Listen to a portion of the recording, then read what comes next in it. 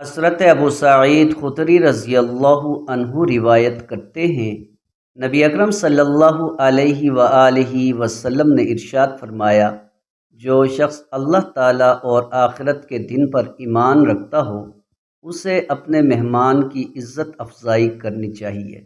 یہ بات آپ نے 3 مرتبہ ارشاد فرمائی۔ انہوں نے عرض کی، یا رسول اللہ، مہمان کی عزت افزائی سے مراد کیا ہے؟ نبی اکرم صلی اللہ علیہ وآلہ وسلم نے فرمایا، 3 دن تک مہمان نوازی کرنا، اگر مہمان اس کے بعد بھی رہے تو یہ اس پر صدقہ ہوگا۔ مجموع زوائد حدیث نمبر 13614۔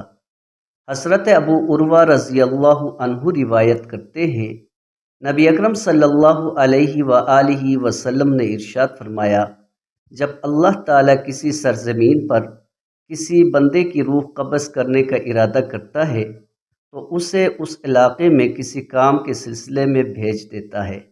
جب آدمی اپنے مخصوص مقام تک پہنچ جاتا ہے تو وہ اس کی روح کو قبض کر لیتا ہے۔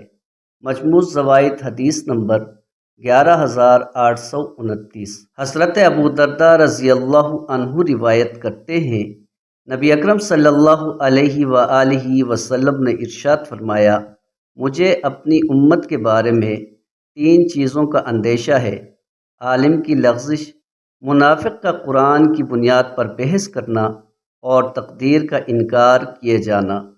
مجموع زوائد حدیث نمبر 11864۔